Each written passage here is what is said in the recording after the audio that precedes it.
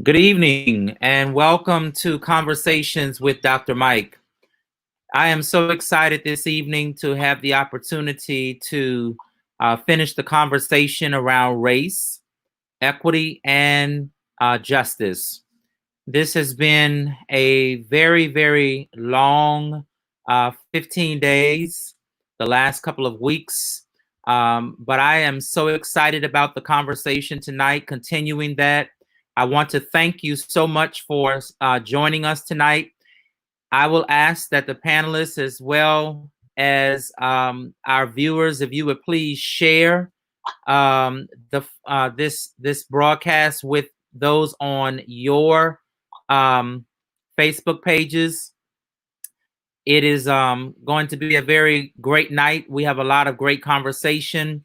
I do apologize that we are unable to. We have some technical difficulties with one, but that's okay. We're going to continue to move forward and do what we need to do. And so I don't want to spend a lot of time doing a lot of preliminary discussion, but we had a very exciting conversation last night, and it was really great. We were just beginning to get into some of the very hardcore points around race, equity, and also justice. So I'm excited tonight that we have the president of the Lafourche Parish NAACP joining us tonight. And unfortunately, he will be on the phone, and hopefully it'll work. But I do apologize for that happening. But you'll see him. It's just that the sound will be coming from my phone. So we would make that work the best that we possibly can. And I do apologize for the technical difficulties, but I'm going to now bring on Mr. Burnell Talbert, who is our NAACP president here in Thibodaux, Louisiana. Mr. Talbot, welcome to Conversations with Dr. Mike. I'm so excited that you were able to be with us tonight. I'm great. Thank you. Thank you. And since we're doing this by phone, and I know that it will be a little difficult for our viewers to perhaps hear you, you might have to speak a little bit louder than normal. Okay? So, Mr. Tolbert, you are the president of the NAACP here in Louisiana and Thibodaux, Louisiana. And so I would like for you to just sort of highlight some of the things that the NAACP has been able to do in order to engage the community. But I'm Mr. Burnell Talbert is our NAACP president. I'm president of the Lafourche Parish Branch NAACP, and I've been president for over 15 years. Can you hear me, Dr. Mike? I can. Okay. Some of the things that we're doing here in Lafourche Parish with the NAACP, one of the things that we have done and been very successful with it and been doing for a long time. Every year we honor 10 to 15 college-bound high school grads from the Lafourche Parish High School with a $1,000 scholarship. Last year we did about 16 $1,000 scholarships. This year we plan to do some, even though we're not having a banquet because of the COVID-19 virus. But the community, we live in a giving community, and we still want to honor the kids like we normally do with a $1,000 each scholarship. I don't know how many we'll be able to do this year because unfortunately like I said, we're not having a banquet, and we have, we have a whole bunch of kids that applied for the scholarship, and like I said, I don't know how many we will be able to do, but we will be able to honor some of them kids this year. I know $1,000 is not a lot of money, but I mean, it's it helps. They can buy books and a lot of other things they can do with it. Now, that's one of the things that we do. We also, with our youth council, we do seminars like teen pregnancy prevention seminars, conflict resolution, culture diversity. Kids need to understand that when it comes to conflict resolution, we don't all the time have to grab a gun or a knife. Sometimes you can just use reason and understanding to get yourself out of a conflict. Culture diversity. Teach our kids that even though we're a different skin color, we're all one. We're all from the human race. And, sometimes people try to make a big issue out of skin color. But, culture diversity, we teach them that we're all one. We're all from the human race. Another thing we do here in La Push is, at the parent request, sometimes these kids have problems in school. Sometimes they're up for suspension hearing. They go up for expulsion hearing. And at the request of the parents, we go in and ensure that the kids get due process under the law. But, sometimes some parents can't, they can't speak for themselves, or they don't know how to deal with these situations. So they call us, and we go in and we help in the different meetings that they have. That's just some of the things we do. We try to emphasize a lot of what we do on our youth, because that's our future, and we want to make sure our youth they're prepared for the future. Exactly. And that is to be commended. I mean, I've been back here for a couple of years now, and so I have seen a lot of the activities and have participated and engaged in a lot of the activities that have occurred here, in the community. What would you say are some of the challenges that you have had to face with the, as the president of the NAACP? What are some of the challenges that you've had to face? So many, so many different areas. That's one, like we said, making sure, trying to prepare our youth for the future. Another challenge is law enforcement, trying to get the accountability to make sure our law enforcement are held accountable to the things that they should be doing. I mean, when you say protect and serve, that's a big motto that's written on the side of these guys' cars. And sometimes, these guys doesn't do what they're supposed to do. So we've ran into a lot of problems here in La Push when it comes to our law enforcement. Transparency, that's not good, as good as it should be. With the sheriff's department, we have good transparency with the sheriff's department. I'm saying good, but it could be better. But with our local Thibodeau PD, it's not that good. We get more lip service than action, and we need more transparency. As a matter of fact, we're getting ready to do a press conference here in La Push, where that's one of the main topics of the press conference. We want real, true action, and not business as usual. We got enough talk. We heard enough talk, and we want action. We want more action. So basically, you're not really necessarily getting a lot of cooperation from the elected officials that should be working with you as a part of the NAACP. No, we're not. Okay. We have two here in La Push over the what you call the majority black community, the majority black districts, and truly, really, truly, we're not getting what we should be getting.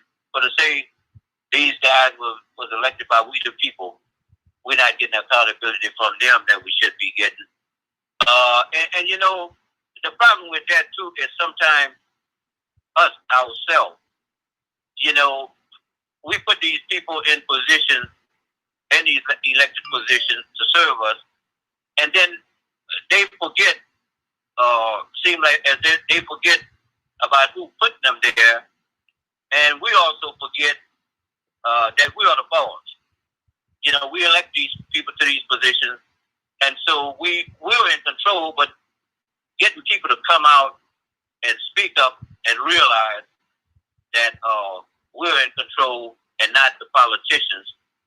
That's something that's hard to do, but that's something we got to keep trying at. We got to keep applying the pressure to get them to understand. Look, we elect these people, and we need to get them to understand that we elect you all to serve, and we should demand that they serve as they should. So what is an example of maybe what would reform perhaps look like? What is one thing that comes to your mind that you really would like to see reformed in your community? In the community, in law enforcement, or you just mean the community itself? In the communities, it could be law enforcement, whatever. What is just one thing that you comes to your mind that you've been working on that you would like to see there be reform around that particular thing that you're referencing? Well, one thing my main objective now is, you know, we need to make sure our vote count, and we need to make sure our vote is valued. And what I'm saying by that, what I mean by that is, we need to make sure the people that we elect, we put in these positions, are people that concern about people of love, people that's really concerned about making the changes that's necessary that we need. Because look, elected positions are paid positions, and we should understand that this is our future. These people are the people that elected to serve us, to protect us, to make sure you know, life is better for us. And especially when it comes to the black majority district. At one time, you know, we didn't have that. You know, we had it was hard for African Americans to get in position to serve.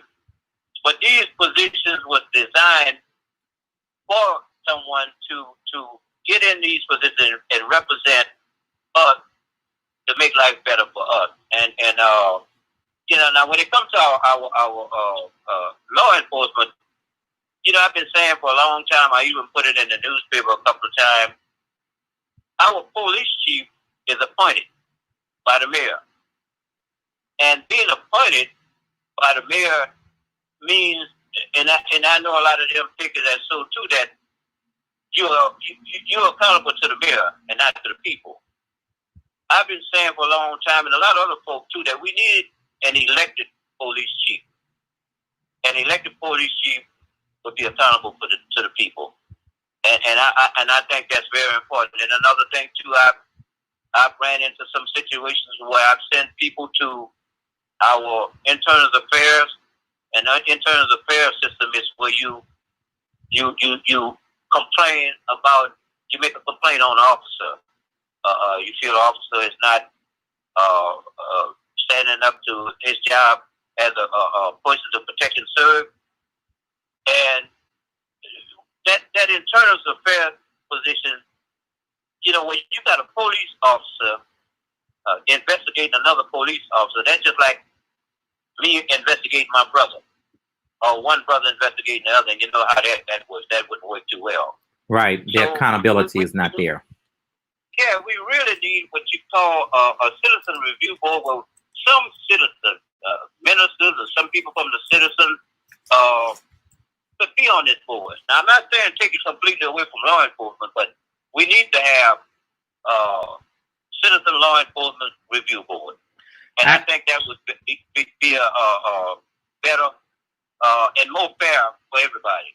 Actually, right now in Minneapolis and also in New Jersey, they're actually proposing to do that. But in New Jersey, they're actually doing that now, where they have a citizens committee of citizens that are that have been put together to help investigate some of these issues. And so I'm going to keep abreast to it. Certainly, we're going to have you back here again because we want to make sure that we continue this conversation around some of the things that you are doing in the community. What would you say very quickly to those citizens that perhaps would say, well, things are just fine. I don't really know what they see as a complaint, or why are they complaining, because things are really, things are really great here. What would you say to those citizens that have that mindset? They're not living here. They must be somewhere else, living out of state somewhere. Because hey, it's right in our face. It's here. I know some people are in denial of what's going on. Then you got people that just Dr. Mike just plain scared, full of fear. Right. Some people because they're scared of retaliation. Exactly. Yeah. Exactly. Yeah. Exactly. We marked today. George Floyd was actually buried today. He was laid to rest today after a horrific death, but a very beautiful service. And he was an instrument that was used to change humanity across the world, not just the United States. How has his death impacted you, and what is that going to look like perhaps in your leadership from here on out in terms of leading the NAACP? Well, change. One word. Change. I think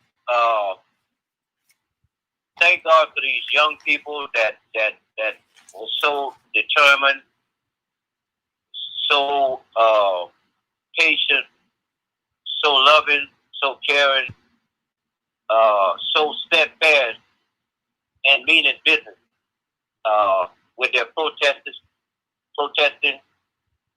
Yes. And, I tell you, man, I had those off to them because if it was not for them, I just got to be straight up. These 4 murderers would not have been in jail. I think because of them being so determined, they helped make sure these guys get arrested, and I'm so glad they were so steadfast and so determined. And I think they're not done yet. There's a lot of change that these young folks want to see. Right. And thank God for them because, like I said, a lot of the older people, they just set in their ways, and I don't think it would have ever happened the way it happened. Yes. If it was not for these young people.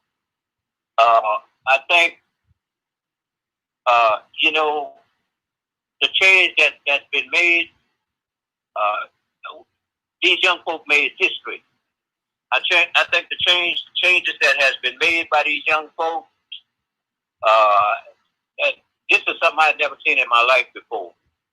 Young people get out there and protest and be as resilient and stay as steadfast as these young people are right now. And I'm gonna be honest with you. This is a change that this country really needed. Because these young folks understand. Dr. King words, injustice anywhere, the threat to justice everywhere. These young folks understood that, and they said, "Look, we're not gonna stop until we make sure we get what we want. We get justice." And then they still continue, man. They want to I'm here to talk about defunding the police department, some of the police department. Hey, look, I'm for that. If that's what it's if that's what it's going to take to bring the change that we need, so be it. You know, I hear a lot of people saying, "But you can't defund the police department, then you won't have police officers." But I don't think they want to defund and not put something in place so where we can have the security that we need. Right. Well, defunding would not mean that they're going to eliminate the police departments altogether. They're just going to simply restructure the way that perhaps looks in the community, which is something that we're definitely going to have to investigate. Well, Mr. Tarver, we are greatly appreciative that you were able to be with us tonight. Sorry that for some reason we had some technical difficulties. But we are definitely going to have you to come back and very soon, and so that we can really delve very deep into some of the discussion pieces that we want to talk about relative to reform and really helping the community, to improve, and certainly having those review boards, as one of our panelists has pointed out. Is great. But it's not enough if the leadership is not going to be invested, in the reform. But thank you again for being with us tonight. And folks, we want to give credence to Mr. Tolbert for being with us tonight. We're definitely going to invite him back to be back on the show. And so we will be letting you know when that'll be. But Mr. Tolbert, thank you so much for your time, and have a great evening. Thank you. Thank you, Dad. Thank you, Mike. Thank you. Well, folks, moving right along, and we apologize for the delay and for the technical difficulties. Sometimes those things do happen, but we certainly want to thank Mr. Tolbert for being here tonight. My next guest, I am so excited that he is with us. He's actually my godson. I in Maryland, and I watched him grow up. He was a little sixth grader coming into school with his little yellow shirt on, and I remember the sixth graders that year. They were the very first sixth grade class that I had when I was a principal at that time in Prince George's County, Maryland. And so I am so excited to have Eric with us tonight. And so without further ado, we're going to bring him on. And Eric, welcome to the Conversations with Mr. Mike show. I'm glad that you are able to be here tonight. He's all grown up now with his furry, making me feel real old, but that's okay. I'm still kicking. Eric, it's so good to see you tonight, and just really, really glad that you're here. Wanted to celebrate you for the great work that you have done and the accomplishments that you have made. How has that been for you with accomplishing the things that you have done? What are the struggles and successes that you've had as you've gone through that journey, as you've been taking that journey?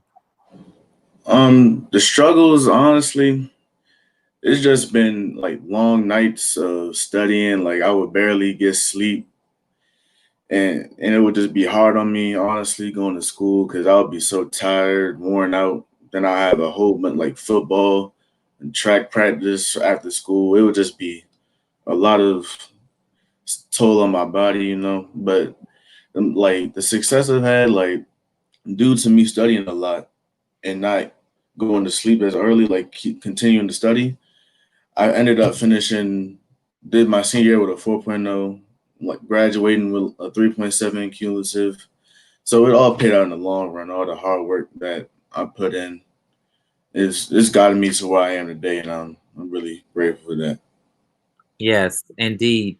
And congratulations. So what are your plans now that you're going to be going to college in the fall? What are you majoring in, and where are you going to be going to school? So I'll be attending Albright College in Reading, Pennsylvania, and I'll be majoring in mathematics. Okay, what do you plan to do with that? I want to be involved like in the analytics and statistics field, so possibly helping out sports teams gather data for their teams, figure out what they need to continue doing or what they need to stop doing to help improve their teams, or even just helping any other type of group figuring out like numbers and stuff like that. Anything dealing with numbers, that's what I want to do, like statistically and with analytics. Absolutely. That's wonderful. So, Eric, have you what you know you've heard about all the things that are going on with George Floyd today? They laid him to rest. How has that impacted you as a young man growing up in America, as a young Black, educated, intellectual young man growing up in on the East Coast? How has that impacted you? This whole situation, honestly, it stressed me out to the max, because myself and my other friends, my other Black friends, we can't even go out and do our regular things we want to do without getting racially profiled. Like, we're honestly nervous to go out because we don't know how people are gonna judge us or think, like, how they think of us. We honestly just, we're all nervous.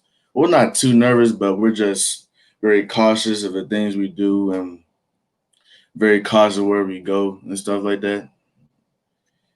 And mm, I'm sorry, this there's just a lot. Like, this whole situation is just so much. It's making it harder for us young Black men and other Black people. It's making it way harder than it already was. This whole situation, because we don't know whether tomorrow or today is going to be our last day here, because this is everything that's going on and how people retaliate to seeing us colored people. We don't know how they're going to react to us, so we got to be just very very precautious with what we do, and just be smart with what we do. And what would you say to elected officials, politicians, those that are in high places of government? What would you say to them? I just want them to, I would say, open your eyes, see what's really going on, and see that what police are doing to us is not right. What racist people are doing not right. Just realizing that, like I said, what they're doing is not right at all. They need to get together, come up with better plans to help us. And honestly, yeah, like what I said, that just sums up everything I would tell them. Just get Absolutely, their act together. absolutely. What's going on is wrong, and they need to fix it. Eric, what would you say to young Black boys that are either entering high school or in high school or getting ready to graduate from high school? What is something that you would recommend to them, especially if they are athletic, in athletics as you were? What is something that you would say to them as a piece of advice? I would say just make sure you hang around the right people. Make sure you're around people that have kind of the same goals as you, or the same goals you want to be around people that want to do things with themselves in the future. And don't hang around people who aren't going to support you, because that's a really huge thing that you need. Just pick the right group of friends, build good relationships with your teachers going into high school, your administrators, because if you build really good relationships with them, that'll help you out in the long run. Like, I built a pretty good relationship with one of my administrators named Mr. Taylor. He helped me get out of a lot of situations. Like, for example, my ninth grade year, actually, I was in my geometry class, and my geometry teacher, I no disrespect, but he just wasn't the great of a teacher, and the way he graded, and the way he gave assignments. So everyone in the class just had a very bad grade. And so Mr. Taylor, he really helped me figure out what to do in that situation. He told me I need to self advocate myself more, and that helped me start doing that more, and helped me continue through high school and all that. And yeah, that's a good advice I would give. I ain't coming a freshman. Well, Eric, it is so great to see you. Thank you so much for taking time out of your busy schedule and share with all of America. And certainly, I'll be seeing you soon. And Yes, thank you again so much, and have a great evening. Thank all right, you. you too. Thank you so much. Thank you. Well, folks, we are moving right along. And so I'm going to now bring on a panel who we are going to have some conversation around some of the issues that we are dealing with right now and get views and perspectives. Again, I'm asking all of you to please share this video. Encourage people on your Facebook pages to like my page, Conversations with Dr. Mike, and to share this video. Please do so. And so without further ado, I'm going to bring on the panel for tonight. And we're going to get right on into the conversation for this evening. The very first person that I'm going to bring on is Reverend Heath. And Reverend Heath, it is so strange how you meet people and you never ever think that you will ever see them. And in fact, in your mind, you know that you're not going to see them ever again. But that's not always the case. And so I met Reverend Heath when I was working on my doctorate degree in in Sarasota, Florida, and he happened to be the pastor there.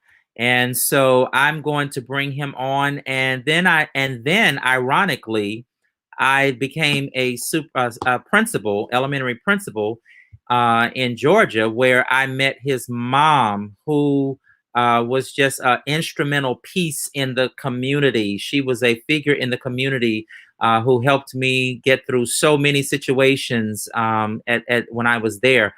And unfortunately, she is now resting in the arms of Jesus. But we know that she left a legacy behind, and so certainly we're glad to have him on the show tonight. So I'm bringing him on. Greetings, Reverend Heath. Yes, sir. Good evening, Dr. Robinson. Good evening. I'm going to also bring on Dr. Sean Precious, who is in Colorado. Hello, Dr. Precious. Thank you. You're unmuted. Bringing on Tim Grasno from Illinois, Chicago, my other home city, as I call it. And Mr. Ed Vilbig from Atlanta, Georgia. We're bringing him on tonight. And so I'm so glad to have you guys on the panel tonight. And welcome. I'll give you a second to introduce yourselves to our viewers. I'm going to ask you to please share this video with your people on your Facebook page. And we'll start with Reverend Heath. Well, once again, good evening. And Dr. Michael Robinson, this is awesome, man, after 20 years. And I'm just excited to be here. Right now, I am pastoring Carter Metropolitan Christian Methodist Episcopal Church. We say CME in short. CME, and right. Fort Worth, Texas. And I'm just delighted to be here. Yes. Great. Thank you. Yes, sir. Dr. Precious. Hey, Dr. Mike, it's good to see you again. It's been a while. And you've promoted me. I actually don't have my doctorate, so okay. I'm sorry. I like the sound of Dr. Precious, so we can pick that up. But Dr. Mike and I crossed paths when I was a systems leader in the Washington, D.C. area. And for the last 7 years, I've been in the Denver Public Schools, currently as a regional superintendent. Yes. That we were working on our superintendent in our superintendent academy at the time. Had some great times then. Mr. Vilbig, welcome. Oh, good afternoon or good evening. It's great to be here. I've been enjoying the show so far. Some good insight into what's going on. I'm a behavior specialist here in Atlanta, Georgia. I've been an assistant principal. I've been a testing specialist. I get fired all the time, so it's part of the narrative now. This is not a union state. If somebody comes in and they want your job and the superintendent knows them from 30 years ago, you're out of work. So, that's the disadvantage of being in the South. I'm originally from New York, and it's Good to be down here, and I'm glad that COVID-19 is starting to recede, and hopefully the warm weather has knocked it out, and hopefully there won't be a second wave. If there are, we're going to be in a lot of trouble. Yes, indeed. Tim, are you there? I think he might have be frozen. Tim?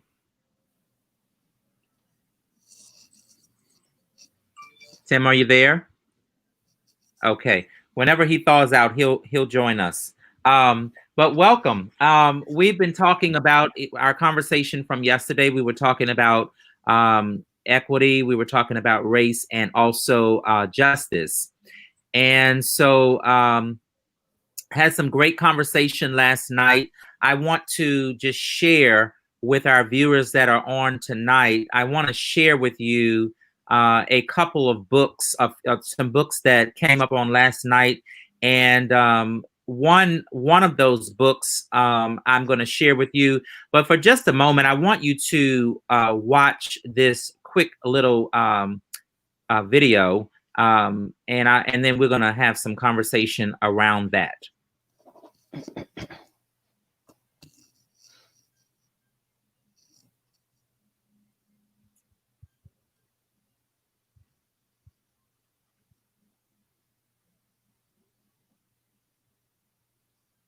Give me just a moment.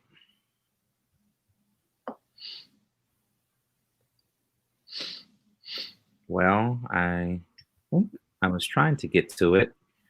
Okay, here it is.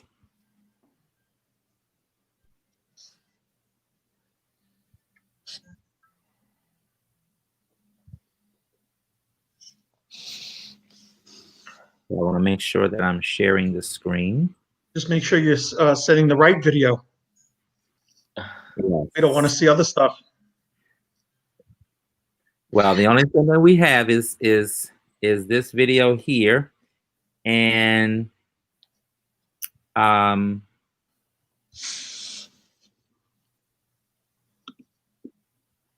yes.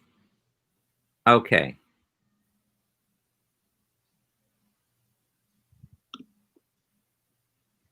As a convenient replacement for an actual intra-racial conversation with their white peers about racism. And joining me now is Robin DiAngelo, author of White Fragility, probably the most recommended book right now on this whole situation that everyone I know is recommended people read it. And good morning, and thank you for being here. I want to point you to a new NBC News Wall Street Journal poll on views of the death of George Floyd. 54% of white Americans believe that they are troubled, or 59% total are troubled by Floyd's death and the actions of police, but 54% of whites are troubled by it. 65% of Latinos, 78% of African Americans, and 27% of all respondents were more concerned about the protests than they are about George Floyd's death. How does it turn out that something that seems so obvious and should be so universal is not? And good morning, Joey. There are so many dimensions that come together. There's not one single thing that makes it so hard for white people to see and understand racism, much less honestly care about racism. And the first thing is that we don't even understand what it is. We're taught to think about it as individual acts committed by mean, intentional people. And that definition, I don't know that you could have come up with a more effective way to protect the system of racism, because it exempts virtually all white people from that system and is the root of virtually all white defensiveness. Individual conscious malintent across race. Well, that leads to I'm not racist. And I would just ask white Americans to remove that phrase from their vocabulary. When we say I'm not racist, what we're conveying, and you can check me if I'm wrong here, is that we're clueless about what racism is, that we have no skills or critical awareness, that we likely can't even tell you what it means to be white, that we're going to deny and invalidate your reality and your experience. Virtually every act we could identify as racist was committed by a white person who said, I'm not racist. So being a good person and being complicit with the system become mutually exclusive. That's one challenge. Another one is this incredibly precious ideology of individualism. We're taught that we're unique and special. I mean, you were just talking about this idea that white people are objective on racism, which is outrageous. We are the least objective on racism. We are the most invested in a system that serves us and invested in not seeing that system or how it serves us. It's an example of how whiteness perverts reality, if you will. Internalized superiority is another reason. That's probably the hardest one for us to look at, but no white person misses the message that it's better to be white. At the same time, we're told we could never admit to that or we'll be bad people. We're also granted, the universal voice. We can speak for all humanity from no particular position, and you always and only speak from a very specialized, biased position. When you put all that together and then throw in segregation, most white people don't even know. Okay. Could I go first? So I want to then ask the question, because it came up last night, where we were talking about equity and what does that look like, and how does that fit into race, and how does that also fit into justice? And so, what are your views and perspectives on what she just said, how does that intertwine with what we're talking about in terms of equity and race and justice? I'll go first. Can you hear me? Yes. Okay. The first thing is the statistics that she was talking about. One of my students in New York, the other day, sent me through Messenger that he's been looting and rioting, and he's enjoying just destroying things. And I said to him, you're missing out on the whole message. The whole message is a movement to try to end police brutality.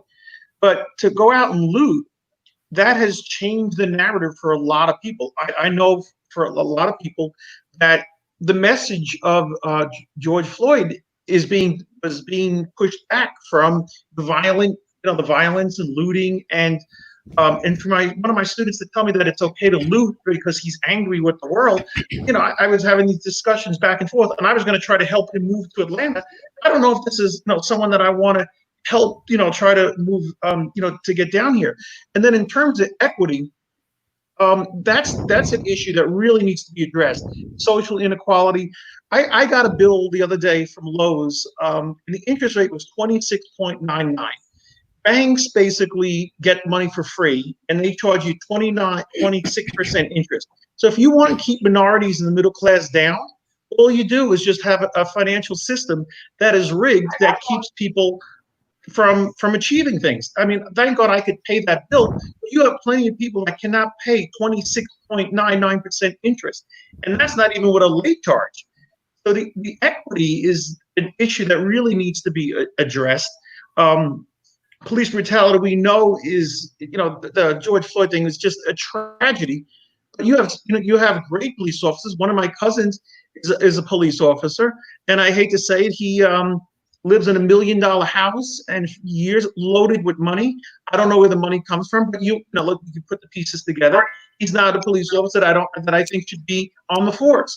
Then you have other police officers that I work with at school that would give their lives for the kids. They would do anything for people. So there's good police officers, bad police officers, good teachers, bad teachers. So that tape of that lady, what she was saying, I disagree with fundamentally a lot of stuff, that she's saying.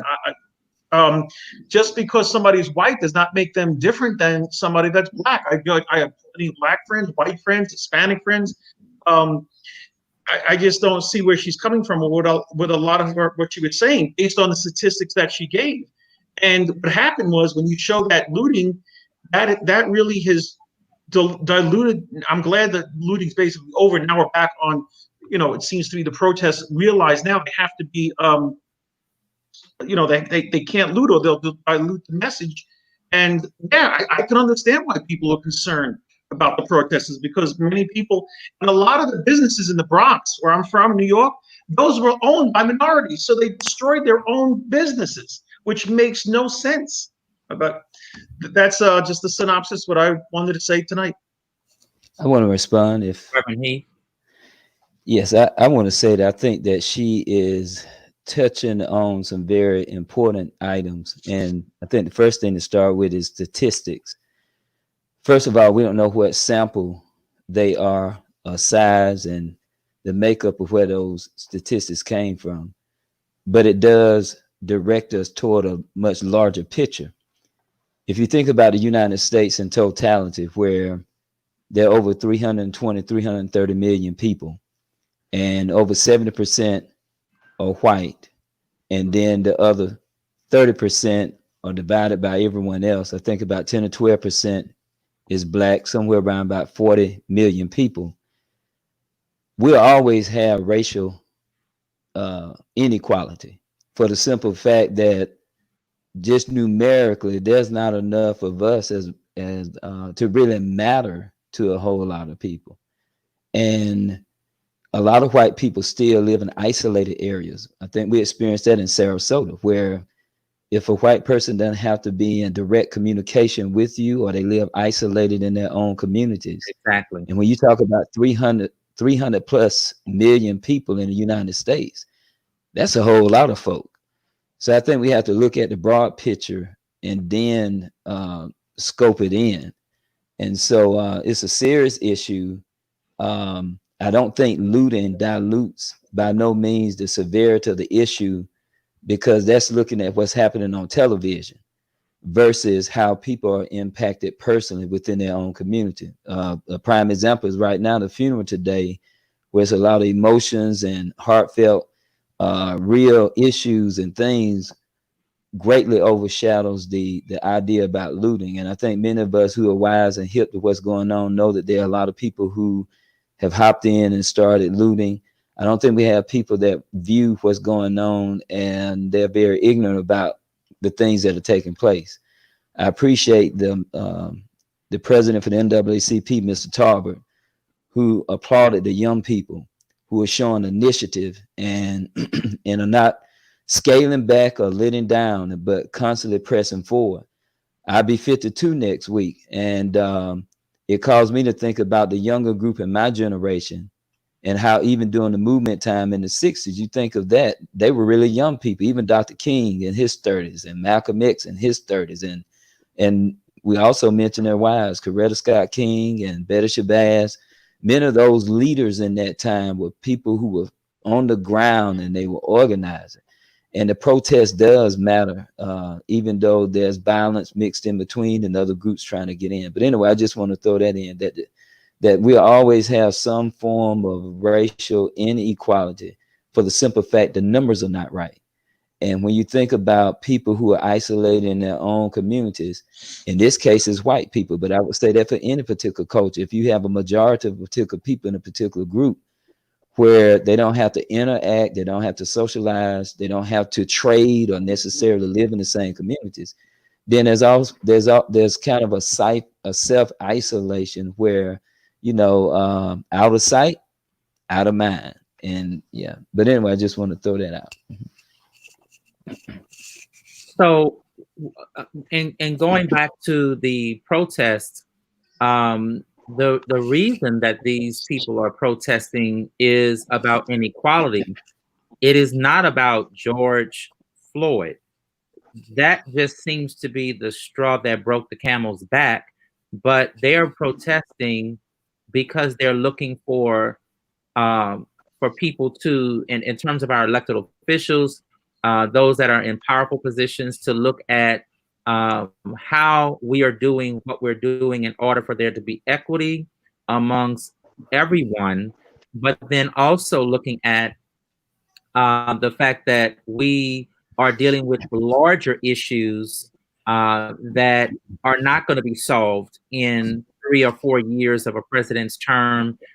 But these are issues that for 401 years, Black people have been basically, at the bottom. And so there has not been a very equitable system, whether we're talking about housing, whether we're talking about education, whether we're talking about finance, whether we're talking about healthcare. There has not been an equitable situation. And so I think that at this point in time, unfortunately, Mr. Floyd had to pay, a price. But I think as a result of his price, we are now going to be able to sit down, as Dr. King said, using his words, paraphrase, we're going to be able to sit down at the table of brotherhood, and we're going to be able to discuss and have conversations around what do we want our humanity, our America to look like from this point forward. And so I think that when we talk about equity, we have to look at the much larger picture, because it's when we sit down at the table to talk, we're already talking about inequities. Because when we sit at the table, those that are coming to the table are not on the same level as those that are coming to the table to sit down and talk about what those inequities look like. So you're talking about people who have, and you're talking about people who are the have-nots. But I would like to basically talk about how has all of this in these last 15 days since Memorial Day, when all of this began to really kick off, how has this impacted you as an individual? And how do you see reform occurring out of all of this?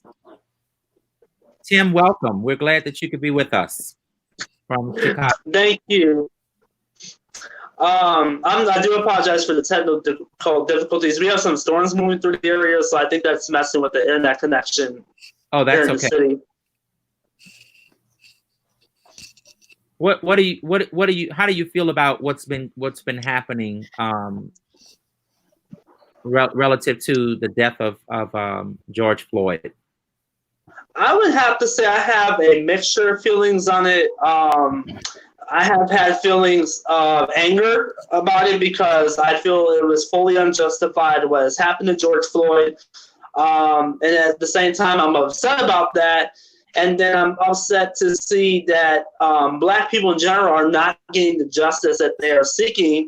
And as a white person with privilege, I want to try to do everything I can do to help. So the last 15 days have had very mixed feelings. And even working with my students, I can tell this has definitely impacted them. A lot of our students where I work at are a great percent of them are Black. So they feel some kind of way, and they, it's perfectly justifiable based on what we've seen. So I've been really just trying to be there for them. At the same time, seeing looting happening all throughout Chicago. I'm sure you guys have seen some of the videos that have surfaced here in Chicago. We've had some 2 weekends ago. We had a very crazy protest that took place downtown Chicago. We had police officers attacked. We had looters all throughout the city. There was even stores in my neighborhood that were looted. So we have been impacted every area within the city of Chicago. And all of us, we have felt some kind of way about it at first, but now I'm seeing unity taking place. Just the last couple of days, our news has shown all the peaceful protests within the city. And it's a really great feeling to see everyone coming together, being on one page. Personally, due to the coronavirus, I haven't been out in the protests. I wish I could be. I want to be a part of them, but I just, taking social, the precautions we need to take. But at the same time, just seeing everyone coming together, for example, on 79th Street here in Chicago, that is a predominantly black street, and you don't see white people on that street. But the other day we had a protest, a peaceful protest, where white people united with black people, and other racists were involved as well. And I saw on Facebook last night, a older black man had posted that he cried tears of joy seeing white people come together with black people on that street, because you never see that. Especially on the south side of Chicago, you never see that kind of unity. So I think George Floyd's death, while it was unfortunate, it did, I believe someone said, it broke the camel's back. In good and bad ways. I'm trying to see the good of it that is bringing us together.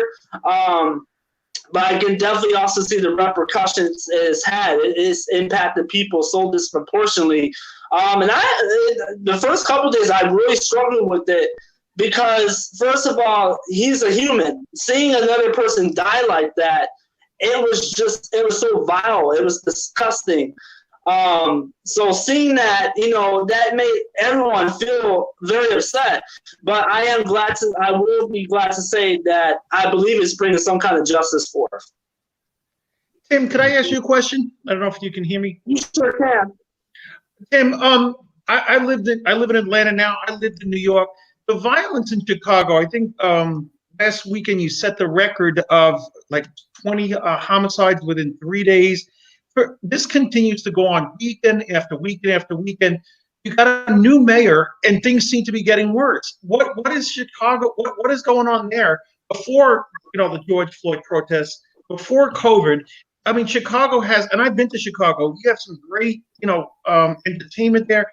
Why can't they get control? And you have the toughest gun control laws in the country, practically. Why is the rate so high of murders every weekend in Chicago? I think I want to say part of it is because we are so racially divided in this city. We are incredibly segregated. You have neighborhoods within the south side of Chicago that are completely African American, and then you have the other side of the south side that may have some Hispanics, but Chicago is very much segregated. And Michael, I'm sure you can speak to that because you've been to Chicago, so you know. I think that's a part of the problem, and then you also have the fact that our police, while we do have tough gun laws, they don't enforce a lot of things here in the city. Laws that we have here, some of them, like for example, I'm not sure this is everywhere, but particularly with like jaywalking or minor crimes, the police don't respond to those kind of calls. They don't respond to things such as people violating parking spaces, things of those sorts. Those very minor calls sometimes that lead to these major things, the police don't respond to them. Sometimes even when there's gunshots fired, we don't have police respond in certain areas of the city. So I would say it's a number of factors, but I think the largest factor is the fact that we are so racially divided within the city. Sean, how is that impacting where you are? Yeah, thank you. It's been good to listen to this dialogue. So I am based currently in Denver, Colorado.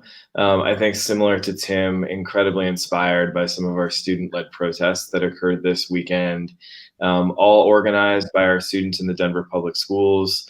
We had multiple demonstrations across the city, and I think it's beginning to spawn a broader dialogue and some systemic change. And so right now, for example, one of the things that we're in conversation with, one of our board members has introduced a resolution to be voted on later this year around banning our school resource officers from all of our schools.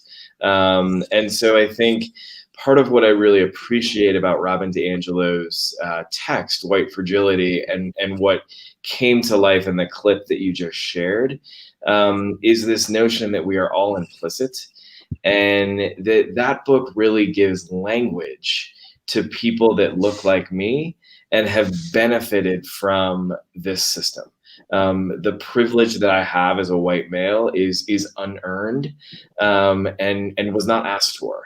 And so I think we do need to reckon with that, particularly in roles like mine that have, access to lots of systemic power, but are also doing work on a daily basis with teachers, with principals, with students, And I also think there are cities around the country that we can look to as incredible beacons of hope. And so one example, I've had the opportunity to get to become familiar with some of the work happening in Portland over the last few years.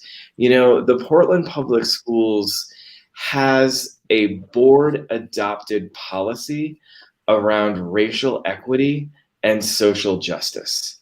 They have required courses that all of their students need to take in order to graduate around civic engagement, around racial equity, around social justice.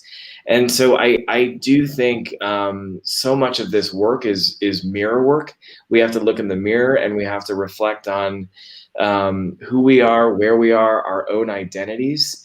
And also at the same time, like we need to continue to push on the broader systems. And again, I think I continue to be inspired not just by what's been happening over the last 15 days, but some of the work that's been happening in cities around the country over the last few years. And I do think that change is possible. And I do think that some of what's happened over the last 2 weeks has reached a real tipping point. And I'm hopeful for that moving forward. Could I ask you a question? I'll You let said you say something. go ahead. You mentioned about how did we feel about what happened with George Floyd, and for me, it came at me in a number of ways. I just had got through preaching the previous day, which was Sunday, and I try to take Mondays off to relax. And I'm scrolling through internet, looking at news. When I saw George Floyd, that wasn't all that I saw. I got 2 sons. I thought about them. I thought about all the racism that I've suffered since being a child. I thought about not only George Floyd, I thought about Breonna Taylor. I thought about Ahmaud Arbery, and the list goes on and on and on and on and on and on to countless of blacks. I thought about Emmett Till. I thought about men in my family in 20s and 30s after the early 1900s who went certain parts of Carolina and families didn't see them come back. The reason why I'm sharing that, you know, if I can say my white brothers on this piece, is more than just George Floyd. And so when I saw what happened to George Floyd, I was like, man, here we go again. And probably the most damaging thing about it, that's the only reason why we saw it was because it was videoed. Do you know how many other incidents took place that week that were not videoed? We got to remember that what we see on the news is just a microcosm, just a tip of the iceberg. There was another incident where a black man was shot in a truck just a couple of days before.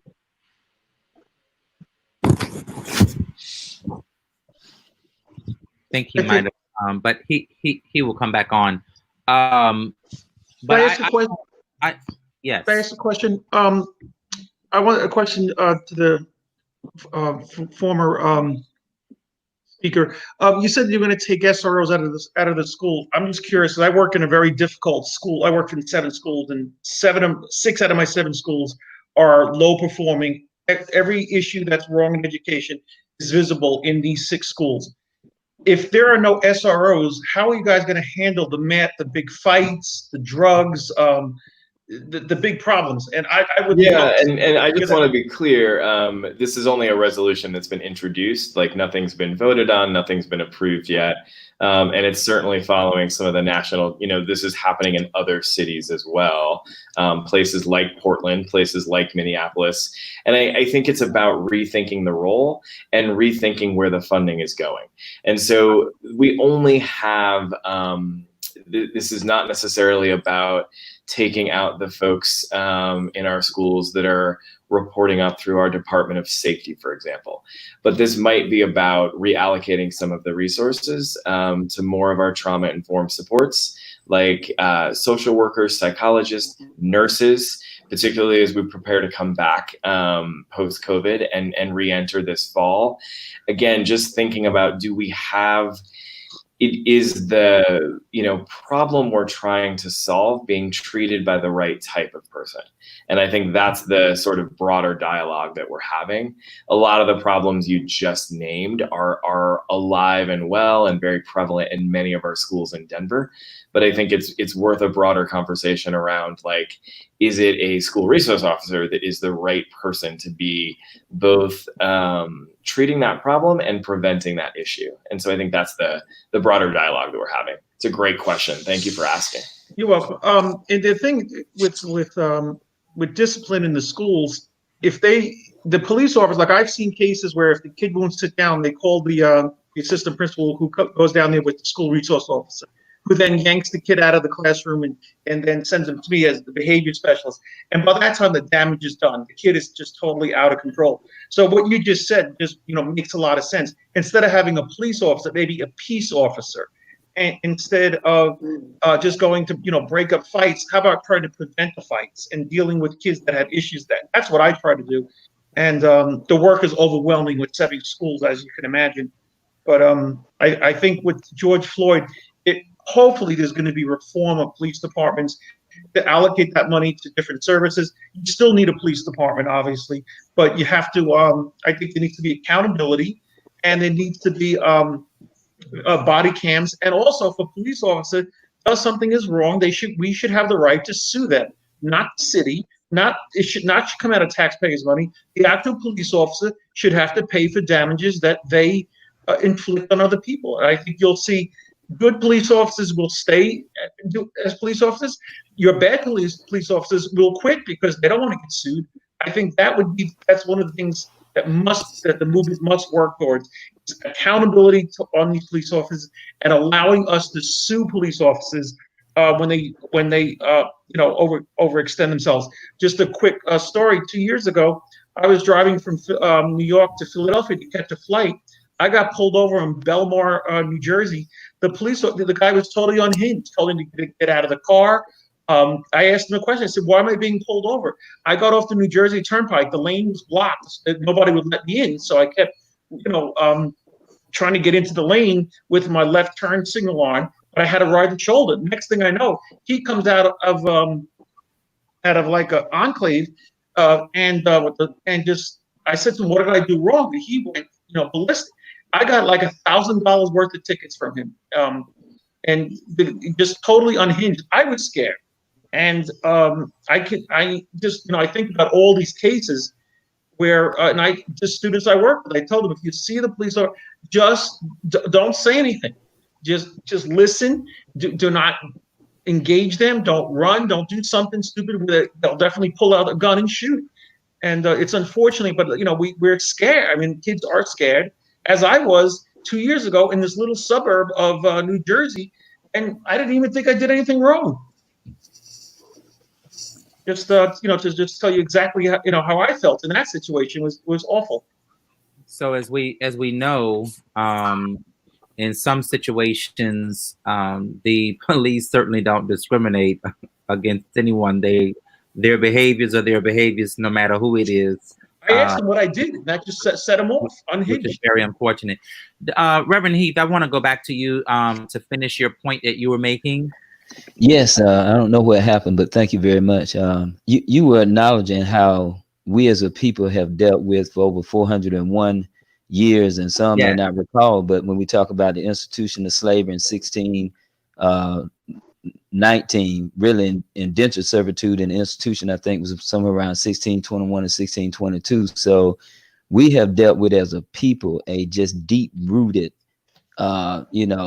situation that sometimes I think gets glossed over a lot of times. And I was highlighting how many of us go back 3 or 4 generations and hear stories of Black men who went to do certain things and never came back home. So when I saw what happened to George Floyd, I was overwhelmed with a lot of emotions. I was upset. I cried. I just shut my computer down. Then I got to have this same conversation with my 2 sons about the do's and don'ts that we have to tell our young men, what it means to live in a predominantly white society. And I cry sometime about it because I'm real disappointed. I gotta have that conversation with my son. Hey, if you're on that side of town, you need to be back before X, Y, Z. You know, those kind of conversations. But if I can just clear about the reform thing, I like going back to the civil rights for black people, but even for women, black women and white women, when we talk about the Civil Rights Acts. And he marched, he protested it as well as others, but there was some type of rapport or relationship with President Lyndon Johnson. In this kind of situation that actually led to the Civil Rights Acts that took place in the early mid 60s. In this kind of situation, we have a president who is completely opposite of being able to sit down and talk with individuals who are protesters, whoever they might be, to bring some type of resolve or reform, as you were saying earlier, which could lead to some type of healing or a step back.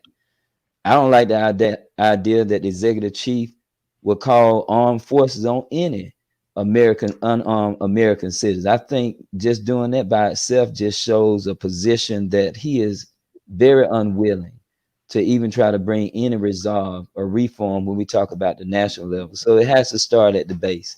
And I just end it there. But thank you for allowing me to come back in. It certainly. And Sean, I want to make a point that you brought in about the social justice being included in the curriculum. I certainly would commend Denver schools, because I think that when we look at curriculum is designed to educate, but curriculum is designed to educate who the curriculum was written for. If the curriculum was not written for every child across ethnicities, then the curriculum is only going to educate who it was designed to educate. And so I really want to say hats off to them for being inclusive, of recognizing, because every social justice issue does not just revolve around just Black people. We are all a United States of America, or we should be. And so we have women issues that come up, you know. We have issues with amongst race or ethnicity. We have poverty level. So when the curriculum is designed to educate all children, I really believe that we're going to see a much greater emphasis on who's going to be educated, how they're going to be educated, and the results of that education will come forth into when we see greater increases with our senior high school graduation rates. I was also asking the panel last night, and we were just talking about that before we got off, about the fact that they are looking at doing away with temporarily the ACT and the SAT, just temporarily. What are your thoughts around around them suspending the ACT and SAT? Now, keeping in mind that there are other criteria by which students will have to meet in order to attend, you know, schools, but temporarily, these two assessments that are used nationally in the United States to help determine where kids are going to go to school and at what level they will go when they get there and what classes. But what are your views around the suspension of the SAT and ACT temporarily right now? I think that's a great idea. I think when I was in school and I tried to get in college, if you didn't score well in the SAT or the ACT, you were in trouble. You had to get 1,000 or above, or you went to different schools. You could have all 90s and been a great student, done a lot of extracurricular activities, and the amount of emphasis they put on that test was ridiculous. And I felt bad for some of my friends that didn't do well. They got in the 700, 800s. Their choices were limited, and they were straight A students.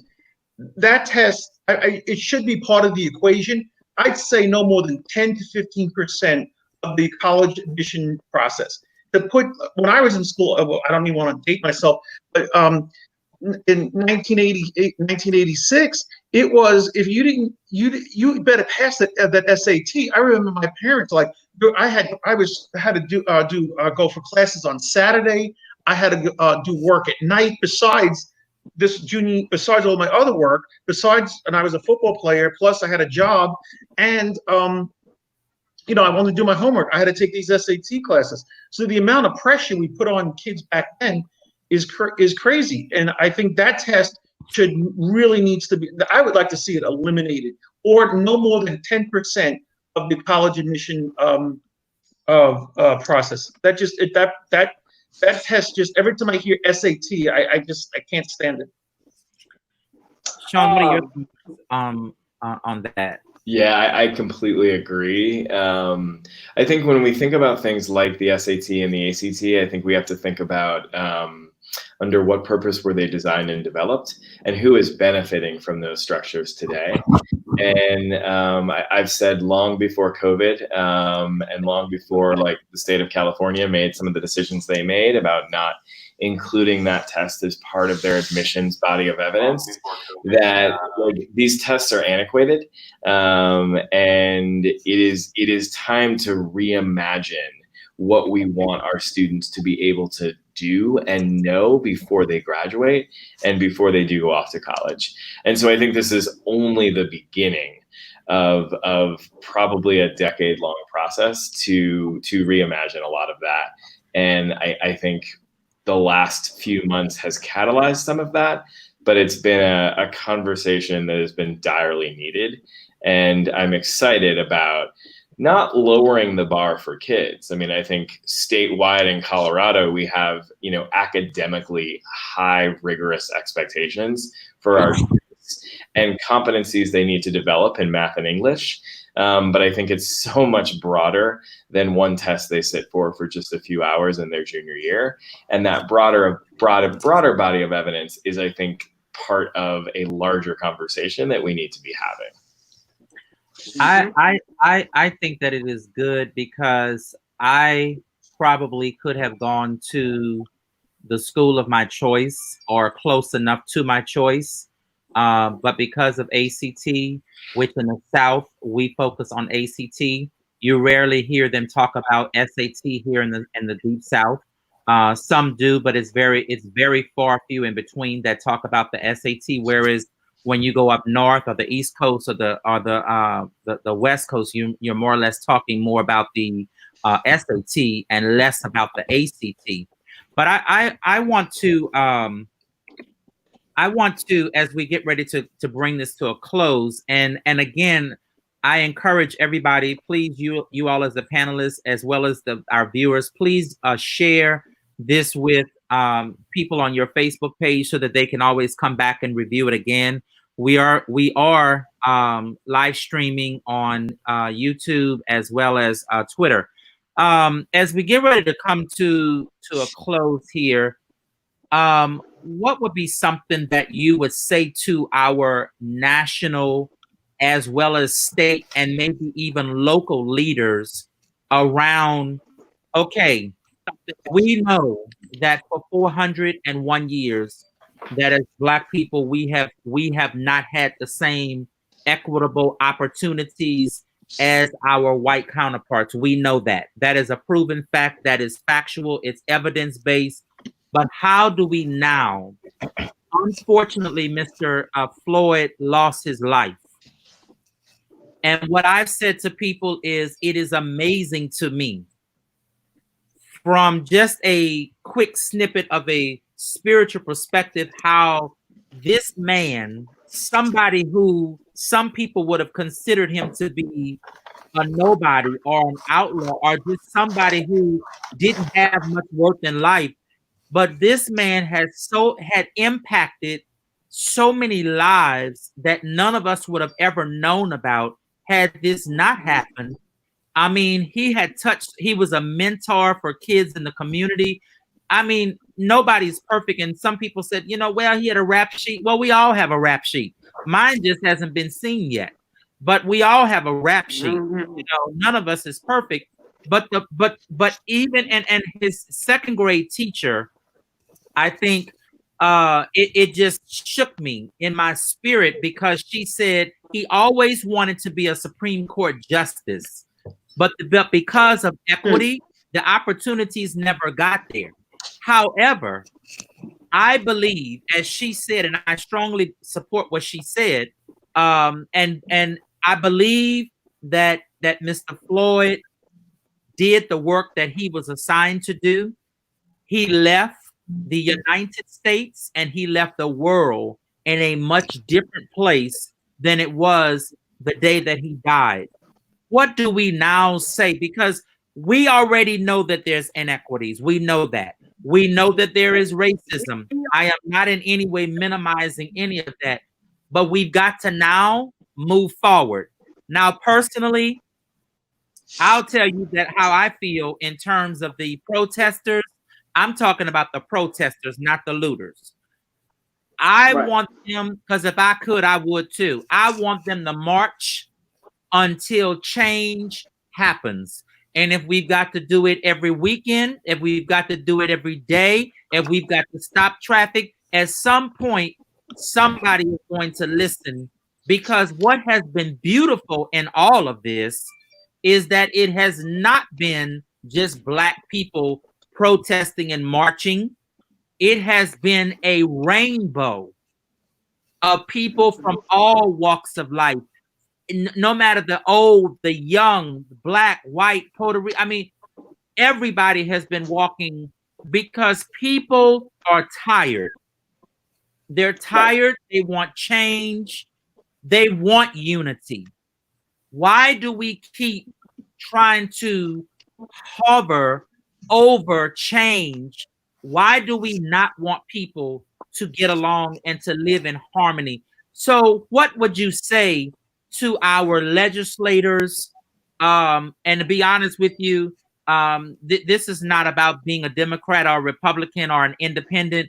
I just want to see our legislators do the right things by American people and stop trying to partionize everything and stop trying to racialize everything and let us do what is right for the American people. We are human beings. We all breathe, eat, sleep, drink, do all the same things. What would you say to our legislators at this point? Because now Mr. Floyd is now resting, but now the protesting is going to continue, and in some places, I think it's going to only intensify. Because one thing I can say about these protesters, they're not going to give up. What do you say to our legislators, whether it's local, whether it's state, and or national leaders? What do you say to them? I think there has never been a time where we need to listen more. And to your point, this isn't just about politics. This isn't just about the election in November. And yet, I don't think it's lost on anybody that we are in a critical election year. And it is just incredibly important, as we all have been inspired by the protests. And it's not a one weekend thing. It's not a one shot thing. They will continue. And as we continue to march, it is important now more than ever to listen. Whether you are a local elected official, whether you are at the national level, show up and listen. Well, I could say I agree, but I think we need change at the national. The president, it's time for him to go. I think these politicians at 80 years old, just Nancy Pelosi, hard time. Mitch McConnell, they need to go. We need leaders that really want change. I don't think they really want change, any of them. I think it's all an act that these politicians put on. I think with this movement, I think there's going to be reform, because the people are not going to accept anything less. But these phony politicians, Republican and Democrats, we need change. And the fact that, I wish the Democrats had a better candidate than Joe Biden. I really think that he's not up for the job. We have no choice. We have to go with him. But I'm hoping that this movement gets better political leaders. People are not just going to go and just push the levers anymore, or people are going to have to vote. People are going to have to read about their legislators to find out where they stand. People have to really care about the electoral process. Michael, if I may, I'm going to put a spiritual component to this. Our leaders need to repent because, first of all, racism is a sin. Jesus told us to love everyone. That's his first and greatest commandment. So our leaders need to go and repent, look in the mirror, and see what message God is trying to speak through all this, because as a Christian man, I believe God is speaking during these times. So that's my message to our leaders. They need to repent, turn from their ways, and let's get it right. Well said. Absolutely. Reverend Heath, what you Yes, it's interesting. Tim brought up an item that I was interested in dealing with, and the scripture came to mind that the enemy has come to kill, steal, and destroy, but Christ had come to give life and to give it more abundantly. And when I think of that scripture, it brings to mind how if people care about other people, then they won't treat other people any kind of way. And I believe if legislators were to care and to be true servants, that they'll do the right thing across the board. If they've been bought out or sold out to corporations or special interest groups, they should disband those relationships, or they should tell persons within those groups that they have an expectation of them. I mean, regardless of race, if I can take it out of context of black and white, people are people, human beings are human beings. We all differ in certain ways, but there's nothing about one particular individual that makes him or her greater or better than the next. And that those of us that are true in our religion, we understand God loves all of us. Now, God may not agree with everything we do, and that's not what we're saying, but God loves all of us.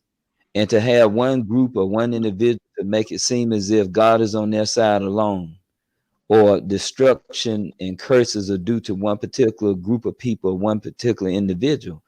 Number one, that's being a hypocrite, number one. And then secondly, it reveals that the individual that carries that level of hate also has things about him or herself that they're not too pleased with. So I hope our legislators can promote being true human beings by being servants who can promote and advocate regardless of what groups they represent, that respect and love should take place among all people, period. Thank you so much. I would like to share just a couple of the books that we talked about earlier in this discussion that we talked about on yesterday. White Fragility by Robin DiAngelo. Again, please like and share this video. Please like my page. The next book, White Fragility by Robin DiAngelo. The next book that we talked about yesterday was White Rage by Carol Anderson. White Rage by Carol Anderson. These are some books that are being actually utilized in both corporate America right now, as well as some of the school districts across the United States. And the other book is How to Be an Anti-Racist by Ibram Kendi. How to Be an Anti-Racist by Ibram Kendi. And the last book, which is a free book, Dr. Tashika Green was on last night, and she'll be back with us again. But she wrote a book, The Leader in Me. It is a virtual book, an online book, and it's free. You can download it for free if you go to her website, and if you go to tashikagreen.com. I think it all might be one word, but it's tashikagreen.com. And you can download the book from her website for free. Okay. Again, very quickly, White Fragility, White Rage, How to Be an Anti-Racist by Kendi, The Leader in Me by Dr. Tashika Green. And if you go to her website, it is a free downloadable book tashikagreen.com. She is free. I want to say to all of our viewers, thank you for tuning in tonight. To our panelists, thank you so much for the great and very powerful discussion that we had tonight. We live in the United States of America, irregardless that it has been 401 years that we as Black people have had to struggle. And one thing I will put a caveat here and say also, and some people will disagree with me and say, yeah, but that's not what we're talking about. It is a part of what we're talking about. And as Black people, we need to become more united within our own race. And we need to love each other more and hang on in there with each other and not create some of the problems within our race. And so when you're dealing with somebody outside of your race, you can at least have a collegial conversation about race and how we want to be treated. I realized that when the Constitution was written, it was not written for someone that looked like me. I wasn't even on the mind. Someone like looks like me was not on the mind of those people who were writing the U.S. Constitution and some of the other tools that we have, our laws and policies. We know that we're going to have to change some of these laws and policies to meet the demands of the life that we're living now in the 21st century in 2020. But one of the songs that Dr. King sang as they marched was that we shall overcome. We shall overcome someday. And very deep in my own heart, I do believe that if we work together, if we walk together, if we sit down and talk together, that we will realize that we have more that is alike than that is different. But if we continue to perpetuate racism, whether it is within our own races, some people say it's prejudice, call it whatever you want. But if we can't get along with each other in our race or outside of our race, for those of us, and it may not be everybody, but for those of us that believe that when you leave this life, that there is another life that you're going to live for eternity, you will never, ever, ever, be able to live in eternity with people that you didn't like when you were living on earth. So we need to spend some time really working in hand and getting along with each other. It's time out. If nothing else happened with Mr. Floyd's death, he did something that no president, I don't care from George Washington to the current president we have now, no queen, no king, no ruler has ever been able to do in the history of the world outside of Jesus Christ and God, for those of us that believe in that spiritual realm. But nobody has been able to do what this man has been able to do. And he was an instrument that has been used by the supreme being to make a change in the world. People are protesting right now in other countries for the same things that we want here. We want there to be justice. We want there to be equity. We want it to be fairness. And so I say to all of us, we need to start in our own hearts, in our own spirits, and our own minds, and begin to make the change intrinsically, internally, as we then begin to work on the exterior, the external. Then we begin to lock hand in hand with people across of all nationalities, creeds, races, across the world. And we will realize that we are all just alike in so many ways. The outside may look different, but we all are the same. we are all working towards the same goal, and that's to live a healthy life so that we can be productive citizens and leave behind a legacy. I want to say to all of our viewers, thank you so much for being with me tonight. To our panelists, thank you from last night and tonight. We are going to come back to this conversation. The conversation never really ends. We just put a pin in it and pause it. Do good to somebody. Be good to somebody. Treat people the way you want to be treated. And remember that what you do to somebody, it may change a life. It may save a life. Good night, everybody, and have a great evening. Thank you so much. Good night. Good night. Good night. Thank you Dr. again. Robinson. Thank you very much, sir. This was Good night. wonderful. Thank you.